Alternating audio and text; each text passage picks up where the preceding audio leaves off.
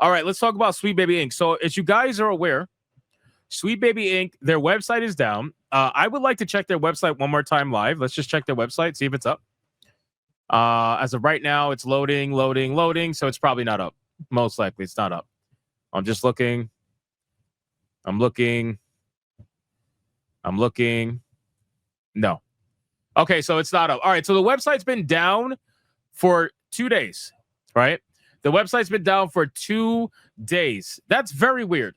Very weird. I'm telling you, something's going on. And it's most likely a DDoS of some kind. Something is keeping the website down. I don't know what that something is, but it's keeping it down. But regardless, something very interesting happened on Twitter.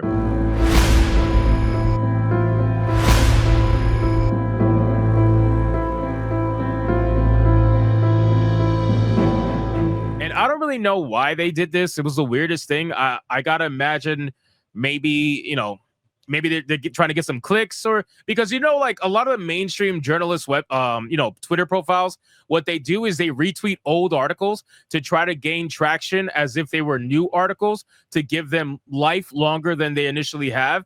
So I see them retweeting all the time, but this one in particular is not something that I would think would get retweeted, but it did. So they decided to retweet. Game developer posted an article written by Francis. Again, Francis, if I showed you his picture, you would understand. Brian Francis. And this article was titled, "Why Are Valve and Discord Permitting Harassment Against Sweet Baby Inc." Now, this has been debunked so many times, right? This has been debunked because this article was damage control for SBI, right? This article, the entire reason this article exists is because they wanted to run damage control with Alyssa Mercante and everybody else at the time. They wanted to run damage control for SBI, and they did. And this is why they got so much hate over it. But with that being said, now we are here where apparently they are retweeting this article even after this has been debunked, even after all the nonsense with SBI has happened. Nobody's even talking about them very much anymore. And Francis is like, hold on, wait a second. Let me just retweet this. Why? For what? What are you trying to do right now with this? So let's read it. Game developer reposted an article written by Francis entitled, "Why Are Valve and Discord Permitting Harassment Against SBI?" That was published by a game developer back in March. In the article, Francis falsely claims that SBI has become the target of an online harassment campaign for its consulting works on games like Alan Wake 2, Marvel Spider-Man 2, and Suicide Squad Kill the Justice League. As for why he claims this is happening, he explains users on the websites like Twitter and Kiwi Farms have singled out the agency for allegedly having overarching influence on these games and accused it of forcibly injecting a political agenda into them by advocating for diversity. He then claims this is all grim conspiracy theories built on out-of-context comments and a deliberate reading of their mission statement, as well as racism, homophobia, and other layers of bigotry. Okay, so we already know that all of this shit has been handled for a long time, right? When it comes to Sweet Baby Inc., this is a company that has openly told us what they do. And then after we started talking about what they do, they then had their journalists run around and try to run damage control by lying about what they do. It's the weirdest fucking thing in the world, right? They themselves said that they tell stories through the eyes of inclusivity and diversity. That's what they do. They're a narrative consulting company that has a focus on diversity, equity, and inclusion. We didn't say that. You said that. So then you can't get mad at us when we say, oh, okay, so we start seeing certain patterns on games that you work on and realize that you're probably the one that's advocating for this, and that you get mad that we call that out, and then you say we're wrong. It's just a little bit weird. So this is their initial statement. I don't know if you guys have seen this or remember this, but this is SBI's statement before they deleted their website the first time. Because remember, they deleted their website the first time and remade it, right? They deleted everything and remade the entire website before it eventually went down recently. So it says, founded in 2018, Sweet Baby Inc. is a narrative development and consultation company based in Montreal and working around the globe. Our mission is to tell better, more empathetic stories while diversifying and enriching the video games industry. We aim to make more games engaging, more fun, more meaningful, and more inclusive for everyone. Bro, and they're going to be the ones that are going to call us liars by when we say, oh, you know, they basically make games superficially diverse. They get mad at us. It's like, you said it right here. How am I misrepresenting your mission statement? This is your company's mission statement right here. So how is that me? How is that us?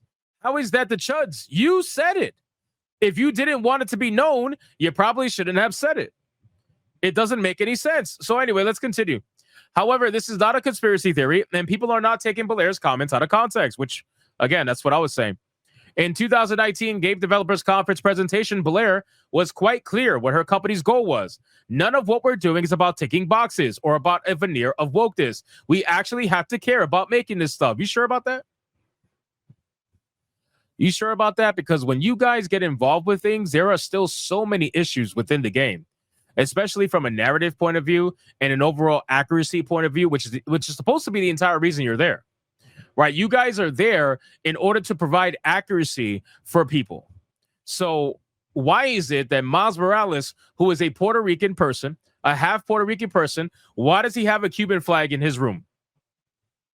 If your job was to make sure that everybody's represented accurately, properly, then why is it that he has a Cuban flag in his room?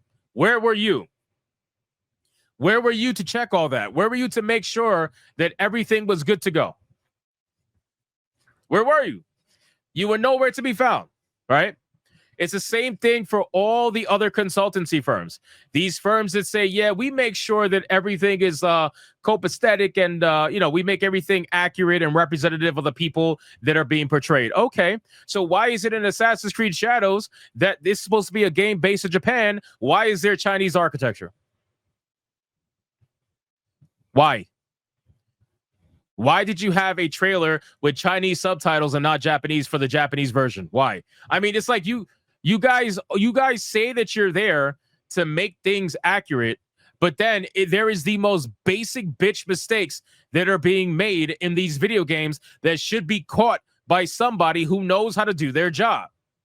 The problem is you have no fucking talent. You don't know how to do your job. You're only there because you are being forced to be there, or the companies feel like they're forced to hire you. It's actually an amazing grift. It really is. Imagine having a company that other companies feel like they're forced to hire. Imagine how amazing that must be. Like, fuck, we got to hire SBI because if we don't, we're going to get yelled at for not having consultants. So we got to hire these companies. Like, damn. That's a great grift. So anyway, I don't believe her, by the way, when she says we actually have to care about making this stuff. It's very clear that you guys don't give a fuck. She also encouraged employees in AAA to terrify their upper management, so they will hire woke consultants like her to wokeify the games. She said, if you're working in AAA, which I did for many years, put this stuff up to your higher ups. And if they don't see the value of what you're asking for, when you're asking for consultants, when you ask for research, which, again, we just said, like not even 5 minutes ago, the levels of which they're willing to research, which is nothing. Nothing, boys. They don't research a fucking thing. They research nothing. Because if that was the case, there'd be no Cuban flag in Miles Morales' bedroom. And that's just a surface level mistake, right? That's literally a surface level mistake. There are so many other mistakes that were had, not just by SBI, but other consultancy firms, and they all seem to have missed it. So you guys clearly don't research, which is whatever. Anyway, it's fucking bullshit. He says, where am I at? Which I did for many years. Wait, I missed this. Go have a coffee with your marketing team and just terrify them with the possibility of what's going to happen if they don't give you what you want. Yes, terrify them. Oh, you're going to act like a spoiled fucking brat? You're not giving me what I want? I'm going to tell everybody about you. I'm going to go on Twitter and cancel you if you don't give me what I want. Isn't that amazing? It must be incredible to have the ability to do that to these companies, because that's literally what they're doing. Then it says, because they have to consider, and I say that out loud as a joke, but it's actually very, very true, because if you will start to consider the people who are player and audience facing, and you have to deal with mitigating harm and with keeping the sentiment around their game and their project positive, there's like a genuine value that you could impress upon them, both ethically and financially. You could also say, this is important, she said. Listen, I've said it so many times before, but it seems to be very clear to me that they are trying to, I guess, find ways to spin the narrative and to make them required reading. Does that make sense? Like, I'm trying to find the best way to put it, where right now Kim Belair has solidified herself and her company as required reading, where these other companies feel like they have to hire consultants, because if they don't hire consultants, then they run the risk of bad press. And guess where that bad press comes from? Guess where it comes from?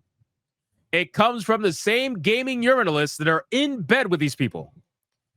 So they control the media. They say, hey, media, go terrorize the people who haven't hired us yet and see if you could get them to consider consultants. Then they go, they terrorize the developers like Game Science and everybody, or Hoyoverse, for example. They terrify them in the hopes to try to make them bend the knee to hire consultants.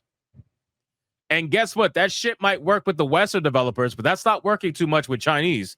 They don't give a fuck. I don't think there is a single Chinese developer that works with any actual, like, not directly anyway, any actual consultancy firm. But the Western ones, they all do. It's practically required reading at this point. Belair elaborated, it's also a valid discussion to have it, because if you're working with a thin narrative budget and you work at AAA, I think you'll be pleasantly surprised or dismayed by the amount of money that marketing could give you. Okay. Sure. Whatever. Since the publishing of the article, it's also been revealed. So I covered this, but I know a lot of you guys are new, so maybe you didn't see this, right? Maybe you guys didn't see this. But do you remember this person? Do you remember this person? This fucking creature? A Sweet Baby Inc. employee who uses the name Cameron Wild gave a presentation at the Games Developer of Color Expo, which, by the way, Games Developer of Color Expo. Where's the Games Developer of White Expo? Where's that? Where is it? Where's Games Developer of White Expo? Oh, that's not allowed? Oh, I know why. Because all the wokies are going to say, well, every other expo is Games of Developer White Expo, so that's why. Oh, got it. You mean those same expos that have white people, black people, Spanish people, and everybody else in between? But somehow those are specifically for white people, but you're allowed to have game developers of color. Okay. Sure. No problem. Again, I don't know what your color of skin has to do with development of video games, but sound off, Queen, King, whatever the fuck you are. On one slide, he titled, cool, so why am I here? A bullet point states, burning the games industry to the ground. Now, again, and shout out to all you guys gifting memberships right now. I'm going to get to them. I love you guys. You guys are absolutely fucking insane. I really love you, but I just got to make sure this segment goes through so that I can clip it later for Hypnotic Live. But after this, I got you. Don't worry. I got you big time. When it comes to this stuff, I don't know of any industry, and maybe you guys can help me. I don't know of any industry in the world where you're making a presentation to people who are who are thinking about buying your product, and out of nowhere, that person making that presentation says, yeah, by the way, I want to burn this industry to the ground. I don't know of any other industry that has that happen and the person gets hired for the job. I don't know of anybody. Aside from the entertainment industry, there is no other industry other than entertainment where you can have someone make a presentation, say they want to burn the industry to the ground that they're currently presenting to, and then get hired. That shit does not fucking work anywhere else other than the entertainment industry. What the fuck is this? I still can't believe this is even real, but it is. It is real. It is absolutely real.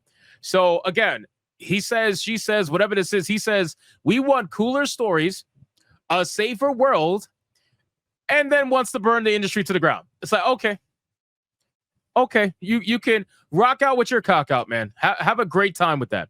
Anyway, so the entire point of this whole story was to just give some recognition to Game Developer because they wanted it, right? So let's go back.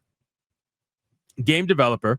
Shout out to Game Developer for reposting this absolutely ridiculous article and trying to run damage control again for SBI. When, by the way, here's the best part of this story. Wait, I didn't even get to the best part of the story. It got community noted. It got community noted. Wait, where is it? Hold on. It got fucking community noted. Game developer. When Sweet Baby Inc. was targeted for the advocacy groups earlier this year, a Discord server and a Steam community group played a role in their harassment. We asked, do Valve and Discord consider this within their terms of service? Again, they brought this back up on December 17th, trying to get the group taken down again. Again. They're trying to get Sweet Baby Inc. detected, Cabrutus. They're trying to get it all taken down again. How many times do you have to take the L before you realize that's not happening? So anyway, they try to go after the Discord. They try to go after his own Steam account. They try to go after the creator group. Anyway, so yeah, Yamato says Gamergate 3 has begun. I know, right? Gamergate 3. No, we're still in 2, man. We're still in 2. So anyway, look at the community note. The community note is incredible because it's accurate and it's a beautiful thing. It says it does not violate Valve and Discord's term of service, as the main goal of the server is simply listing out games that SBI is involved with. On the other hand, SBI employees who targeted that Discord server and its owner had violated a bunch of terms of service. I fucking love community notes, man. Oh my God. And then it links not only two archives, it links two archives, right? But it also links the status profiles of Lego Butts, which is somebody who works at SBI, two different statuses of them going after Cabrutus, and it lists an article from that Park Place. So, I mean, it's a beautiful thing. Community notes is amazing. So this person got absolutely destroyed. And I was shocked. I was genuinely shocked. I was like, there's no way. Because I made a post on Twitter. I was like, there's no fucking way, bro. There's no way they're doing this. And they are. Let me see if I can find my post really quick. It was ridiculous, man. Right here. Here we go. So look at this. It blew my mind. I was like, wait a second. Hold on. It's December of 2024. And you guys are still trying to go with the false narrative that a curator group is against terms of service for Steam and Valve when Valve has already responded to Cabrutus and told them that it's not? Who the hell wrote this? I was like, what the fuck? Who wrote this? Also, keep in mind, guys, I forgot to mention before, Valve did respond to Cabrutus. I don't know if you guys remember that, but Valve did respond and told them there is no violation. There is no terms of service violation for this group, and it's going to remain up. So they've already answered. And you got idiots like this trying to make it a thing again. Like, who the fuck are you? This is very obviously clickbait. The people who say that we clickbait and rage bait, let it be known that they project, because they are the ones that clickbait and they are the ones that rage bait. This right here is both of those things. This is rage bait. This is trying to stir up the pot that's already been handled ages ago. That's what this is. So let it be known, man. Don't ever get comfortable, number one, because I tell people all the time, people are like, do you think Gamergate's over and whatnot? Do you think we won and stuff? I was like, yeah, we won a couple of battles, but it ain't over. It ain't over for a long shot, because ultimately at the end of the day, these people will continue to try to gain back control over the narrative. That's what this is. This is them trying to gain control of the narrative again. And they will keep trying to do that so long as they feel like they're comfortable enough to do it. So realistically, this year was only the first year of a long next year. Next year is going to be insane. I'm telling you guys, it is going to be insane. The amount of studios that are going to close down, the amount of journalists that are going to lose their jobs, the amount of developers that are going to lose their jobs. 2025 is going to be astronomically terrible for the gaming industry, at least on the AAA side of things. So this is like 2024 was only the beginning, because now what's happening is that, now you got to pay the piper, right? Now it's come to a point where all that activism that was funded by ESG, DEI, and all that shit, for the majority of the studios, the money is running dry. The money's running dry. So at the end, at some point, you have to pay the piper. And that's where the loss of jobs comes into place. That's where the studios closing down comes into place. Oh, and then on top of that, too, wait, it gets even better. Hold on. All of these people that have been attacking gamers left and right, their biggest nemesis is about to go into office in January. So what do you think is going to happen then, bro? You already got companies trying to pivot. You got Disney trying to pretend like they're not putting trans ideology in movies anymore. They're removing trans ideology for some Pixar movies and some Disney animated films and whatnot. They're already trying to pivot now when he's not even in office yet. So it is going to be wild between Donald Trump going in office, Gamergate 2.0 still happening, and all of these studios having to pay the piper and pay their fucking bills. Because again, they went this whole year paying for activism with money and they failed. They all failed. They didn't get Kamala Harris in office. So now it's time to pay back those loans, baby. Pay back all that money that you borrowed to do your activism. Let's see how that works out.